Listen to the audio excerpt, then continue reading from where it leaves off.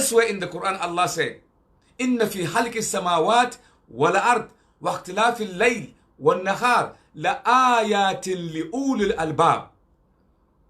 Most definitely, in the creation of the heaven and earth and the alternation of night and day are indeed signs for those who reflect, for those who think. Then Allah said, الَّذِينَ يذكرون الله قياما وقعودا وعلى جنوبهم ويتفكرون في خلق السماوات والأرض. Those who sit down, those who lie down on their side, then they reflect on the heaven and the earth, how it came about without any disproportion.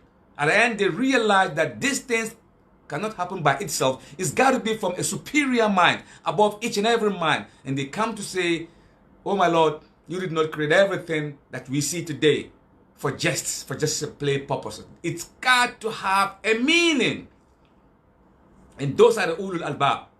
So today I'm going to be giving you some information that scientists today have come to realize that through painstaking research, when in fact in the Quran it is given to us over 1,400 years ago in the Arabian desert, far from civilization.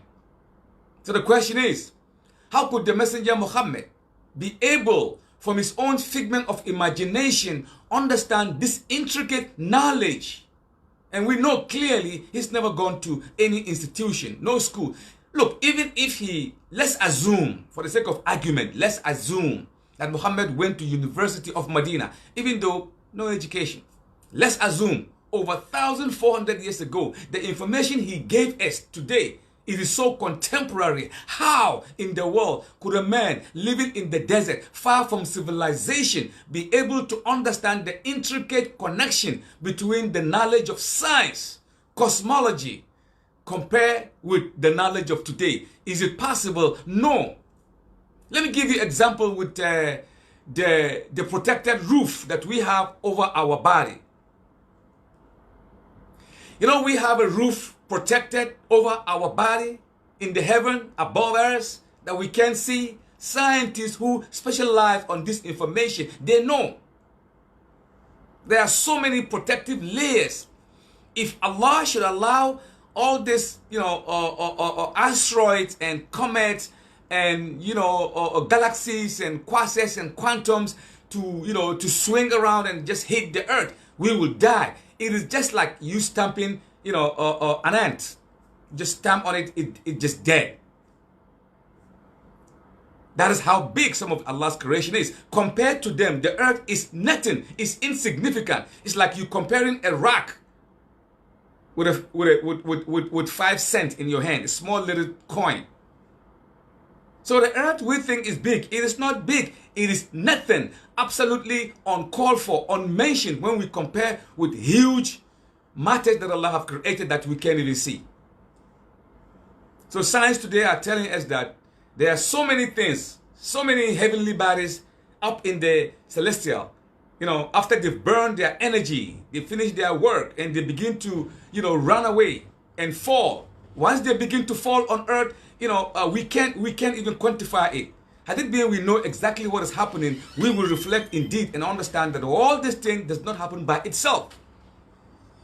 Among them we have troposphere, ozonosphere, ionosphere, mesosphere, exosphere. All these are levels above the earth atmosphere which we cannot see. And each and every one of them is playing a role for us, mankind, to live and enjoy. And then we understand. The sun, the moon, all these things are stationary bodies that we can't even quantify how big they are. And then we have the ozone layer. The ozone layer is acting as a protective shield to mankind. Anything that is detrimental about to come into this earth of ours, Allah in His wisdom, once it's reached ozonosphere, the ozone layer, it will hit it back to come to where it came from. So the ozone layer is allowing the good radiation to come into the earth, and then it sends back the bad ones from where they come from, or it disintegrates them.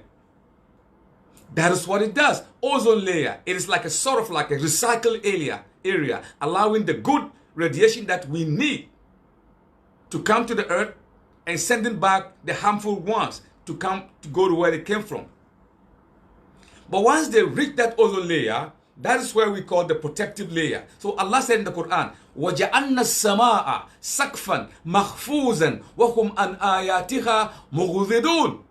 Allahu Akbar. We set up in the heaven a protective seal guiding you and safe for you. Yet you don't follow the law that I've given you.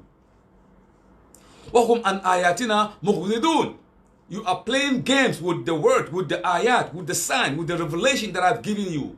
Meanwhile, وَجَعَلْنَا السَّمَاءَ سَقْفًا مَحْفُوظًا. Science called that level magnetosphere. Magnetosphere, or the Van Allen belt. Professor Van Allen was the one that realized this quantum, that there is something above the Earth atmosphere protecting us like a shield. We can see that, but scientists with intricate machinery, they were able to detect that there is a deliberate layer forming the belt as a belt around the Earth atmosphere, allowing good things and protecting us from harmful radiation. Allahu Akbar. The Quran mentioned this information over 1,400 years in the Arabian desert. The question is, who told Muhammad sallallahu alaihi wasallam, far from civilization at that time in the desert, without any computerization, without no satellite, nowhere in Mecca and Medina. Yet, this man was able to give us information that is consistent with today. How did he generate this information? It's got to be from someone who is riddling him with this information. That's why Allah said, In huwa illa zikrun lil alamin. This is no less than, a revelation for the whole of mankind. Tanzilul min rabbil alamin. Tanzilul min rabbil alamin. It came from the Lord of the world. Who is that Lord? Allah. Because His knowledge is beyond our quantification. We can't quantify Allah's knowledge.